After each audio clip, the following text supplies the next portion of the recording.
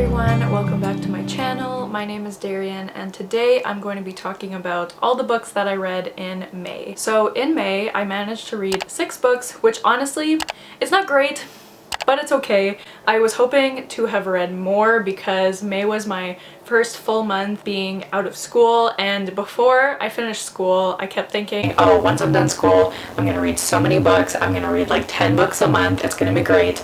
And that didn't happen. I don't know why I didn't read as much, but it's just what happened. That's what happens sometimes. So hopefully I will read more in June. But yeah, let's talk about the 6 books I read in May. So the first book I read last month was The Swallows by Lisa Lutz. This was the Winer's Book Club book for April. But I finished it in May because we had our live show a little bit later. But this book was wild. So this book follows this teacher named Miss Witt, and she gets a new job teaching at the school called, I think it's called Stonebridge, and she kind of starts to notice right away that there's weird things going on at the school. Like in one of her classes she asks her students to fill out this like questionnaire form anonymously, and she starts to notice some really weird answers on some of them. So she does a little bit of investigating, and I do want to say what it is that's going on just because I feel like if you don't know what this book is about before going in, it could be triggering for some people. So basically what's going on in this book is that the boys at the school have this tradition of holding this competition of judging girls' blowjobs and ranking them and then giving this prize to the girl who gives the best blowjob. So definitely trigger warnings for sexual abuse, sexual assault in this book. It's really, really disgusting reading about what the boys are doing in this school, and it never gets too graphic. Like, you don't get really detailed descriptions or anything, but just the idea of what's going on is pretty disturbing. So definitely just know that before going into this, because it can definitely be triggering for some people. But I will say I really ended up loving this book. Like, once I figured out what was going on, I was a little worried because usually books that focus heavily on something sexual like that, I get really uncomfortable, and I did get uncomfortable, but I really just loved the writing in this book. I got through this book so fast because I found the writing just really easy to binge read, and I was just so interested in what was going on. And the book is also written in, I think it's 4 different perspectives, and even though one of the perspectives, I hated that guy so much. It's one of the teachers and he's the worst. I hated reading from him. I found, first of all, the voice of each perspective I found was really distinctive. Like, I always knew who we were reading from, and I just really liked hearing from each different perspective, even though one of them, I really hated him, but I did find it really interesting and I thought it added to the story. So I ended up giving this book 5 stars. I really ended up loving it. I loved all of the, well, most of the female characters in this book, especially this group of female students. They were amazing. I loved them, and this book definitely took a turn near the end and I really liked where it ended up going.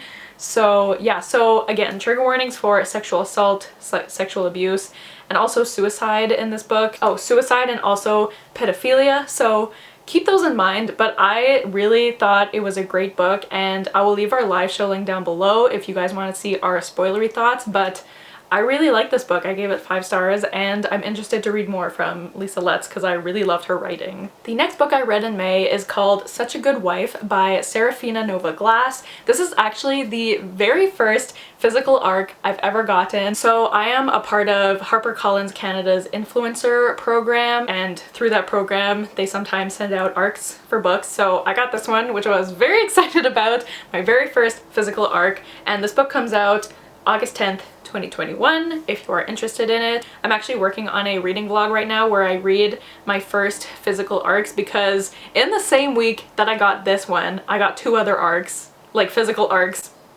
I couldn't believe it, so I decided to do a reading vlog where I read those 3 books. So you will see more detailed thoughts on this book in that vlog, which will come eventually because I haven't finished the other books in that vlog yet. But back to this book. This book follows, I don't even remember her name, Melanie, who is like kind of seen as like this perfect wife and mother. She's in a very happy marriage with her husband. She also has a daughter and a son who is autistic, and I don't know how well the autistic rep is in this book, so keep that in mind. Like, I have no idea if the author is autistic. I don't know if she has a family member who's autistic. Like, I just really don't know, so just keep that in mind because I can't say if it was good or bad. It seemed good to me, but again, I can't say. So she has a very good life, but she feels kind of stuck in her life. She feels like she kind of does the same thing every day. She doesn't have a job. Her husband is the one who works because she spends most of her time taking care of her son, and also her husband's mother, who is dying, I think, of dementia, is also living with them right now, so she's taking care of her as well. So she's feeling kind of stuck in her life. She's kind of feeling unfulfilled until she meets this author who is very charming, very handsome, and she starts to have an affair with him. This lasts for a few weeks or a few months, I can't remember, until this guy that she had an affair with is found dead. And so she's like, what the heck happened? People can't know that I knew him because I could be a suspect, and also I don't want my husband to find out I was cheating on him. So it's just your classic domestic thriller, and I didn't love this book. I gave it 2.5 stars. I didn't hate it. Again, I found this pretty easy to read. Like, while I was reading it, I was never bored, but also I was never like, are you kidding me? I was never super interested in what was going on, and while I was reading this, like, I could not think of any sort of twist that could happen in the end that would feel satisfying. Like, I had a lot of guesses about where the story was going, and I was pretty confident that I knew where it was going, and sure enough, the reveal at the end was not very satisfying to me. I didn't find it super surprising or anything. And then the whole like very end of this book, I can see why some people would like it. Like, I don't think it's necessarily a bad ending, but for me, I really didn't like it. So I gave it 2.5. It was fine, but I think there's a lot better thrillers out there. So if you are interested in it, it comes out in August. Like I said, stay tuned for my vlog because I will have more like in the moment thoughts about this book, even though I did lose some footage for that vlog, so I had to refilm some of it. So hopefully that vlog ends up okay, but anyways, that's a worry for another time. But yeah, so 2.5 stars. It was fine. I don't know, read it if you want. Yeah. Oh, and also trigger warnings in this book for sexual assault, blackmail, and cheating, obviously, but yes, keep that in mind. The next book I read in May was Scythe by Neil Shusterman, and I actually read this for one of the secret videos that I'm working on. I know I keep teasing these videos. They will be done eventually. It's going very slowly, and I know it's so annoying to just be like, I'm reading this for a secret video, tee-hee-hee. But I cannot tell you my thoughts on this because it's a secret. So stay tuned for that video, but I will tell you what this book is about. So this follows this like dystopian slash utopian world. I'm still not really sure how you would classify it. Technically it's dystopian, I think, but basically it's in the future and death has kind of been cured. Nobody dies of natural causes anymore, and no one even really dies of accidents anymore either because you can kind of be revived. So in order to prevent overpopulation, there are these things called scythes, who are these people who are basically in charge of gleaning people, which essentially means they get to choose who dies, because some people have to die or else there's gonna be too many people. So it's about that, and we're following these two scythe apprentices named Citra and Rowan, and they are kind of competing, I guess, to end up being the scythe that is chosen to be a scythe. Does that make sense? I don't know. But that's all I can really say about this. I can't tell you how I felt about this, but I will say there is like, this might sound stupid because obviously this book is about death, like there's people killing people, but I don't think I realized how much there would be in this book. So if you are really sensitive to scenes of murder and death, I would definitely be careful going into this book because I just wasn't prepared for that, I guess, which again, maybe I should have been based on the synopsis, but I don't think I quite understood just how much it would be in the book, so just keep that in mind. Also, trigger warnings for suicide in this book. But stay tuned for a video in the future for my thoughts on this book. Okay. The next book I read in May, one of my favorite books of the year. It might be my favorite book of the year. I still don't know if I like this book or Beyond the Black Door more yet, but that is In the Ravenous Dark by A.M. Strickland, obviously the same author as Beyond the Black Door, which we all know I'm obsessed with. This book came out this month and oh, I had to read it. I started it the day I got it. I was so excited. I loved it so much. I know no one's surprised. I've already yelled about this book a bit. I did finish this in my 24-hour reading vlog that I did with Lisa and Casey, so check that video out if you want to see me finish this book and just freak out over it. But oh my gosh, this book is so amazing. So in this book, we're following this girl named Rovin, who is a blood mage, and in this world, all of the blood mages are basically assigned a guardian who basically watches over them for their whole lives. They cannot get rid of them, and the guardians are also dead.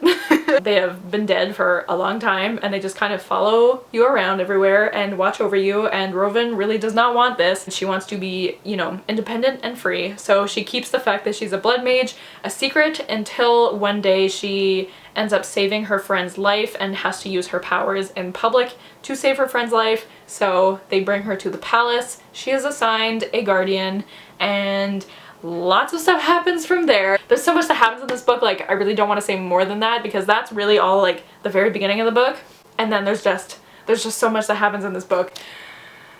I love A.M. Strickland's writing so much. It's just so fast-paced. There's so much. I said this in my vlog after I finished it, but this book is about 400 pages. It feels like it's 800 pages in a good way. Like, it feels like so much is just jam-packed into this book. It never quits. There's always something happening. There's always a plot twist happening and a reveal and just twists and turns. It will, oh my god, it'll make you scream, it'll make you cry, it'll make you laugh. It's so, so good. Also, the queer rep in this book, there is so much queerness. I love A.M. Strickland's books because of all the queerness in this book. Rovin is pansexual. She also is in a polyamorous relationship. She also is in a polyamorous relationship. One of her love interests is a lesbian. There is another character who I think is my favorite character in the book. I can't believe...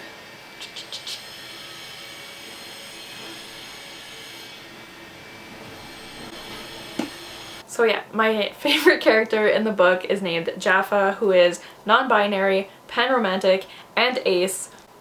I love Jaffa so much. Oh my god, they're amazing. They're so funny. I love them.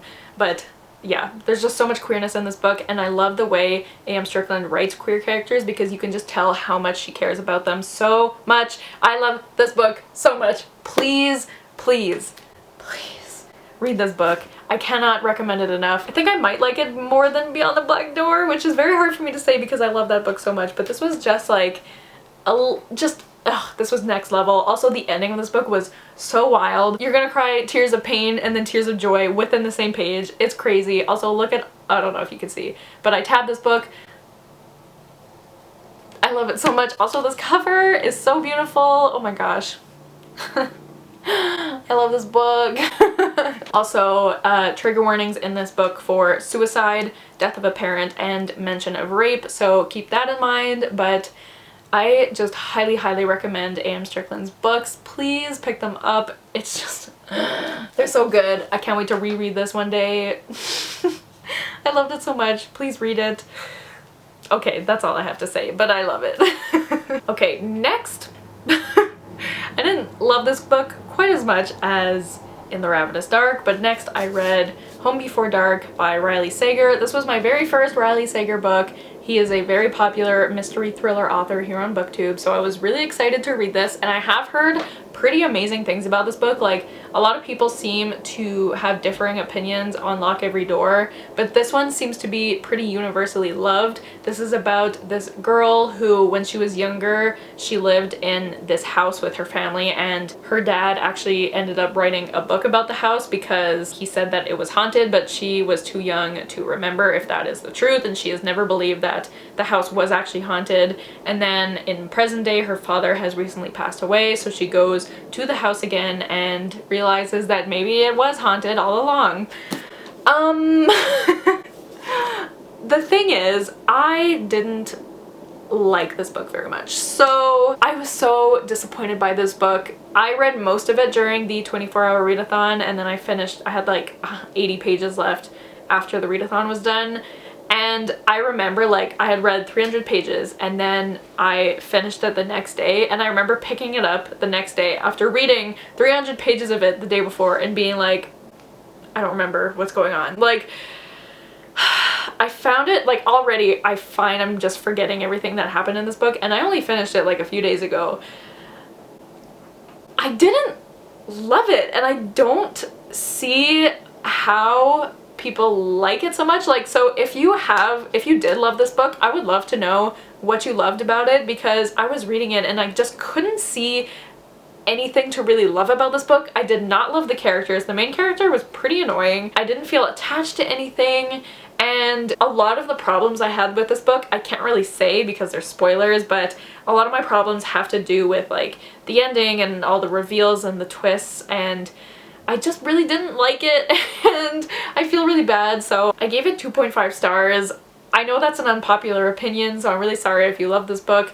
I am still interested in reading Lock Every Door because I just have a feeling I'll like that one more, but I guess we'll see, and if I don't like that one, then I guess Riley Sager's writing is just not for me. But yeah, I was really disappointed by this. I really wanted to love it. The cover is beautiful. Like, I'm really sad, but I didn't like it. I'm sorry.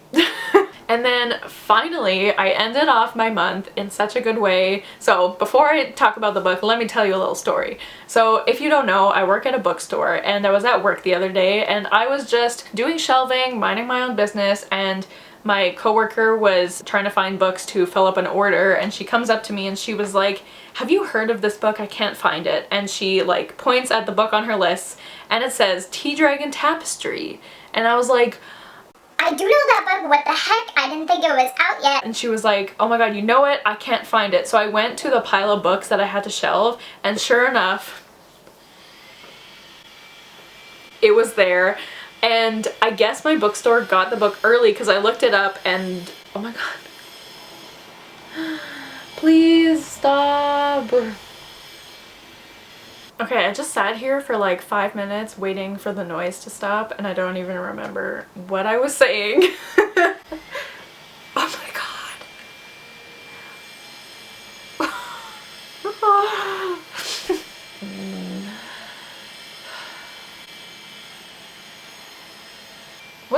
What are you doing? It's Wednesday. What are you doing? Go take a nap. Okay. I looked it up after work, and the book was supposed to come out on June 1st. I guess my bookstore got it a couple days early, or I don't know what happened, but I ended up buying it, and I think I read this either the day after or 2 days after, I don't know, but I read it very quickly, and this was just... So if you don't know, I love the Tea Dragon Society series. This is the third book.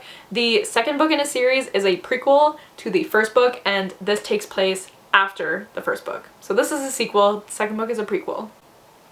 But I did not realize that the characters in the prequel would be in this book, which is silly because they're literally on the cover, they're right there.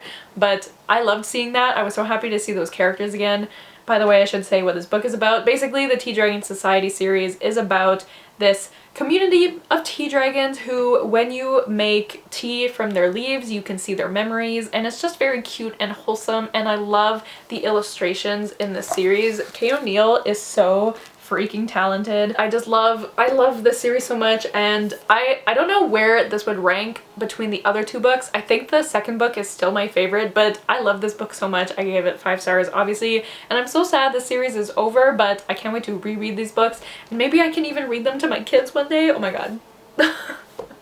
Just thinking about that makes me want to cry. I'll read it to Laszlo in the meantime, but this would be a great book to read in autumn because I'm pretty sure, I mean, you can probably tell by the cover, but I'm pretty sure this book takes place in the fall time. Oh, also this book talks heavily of grief, so just keep that in mind because it's a pretty huge theme in this book specifically, so just keep that in mind. But I just love these books so much. I love the tea dragons. They're so cute, and I love these characters. The series is also very queer. We have 2 male characters who are in a relationship. We have 2 female characters in a relationship. We have a non-binary character. There's just so much queerness.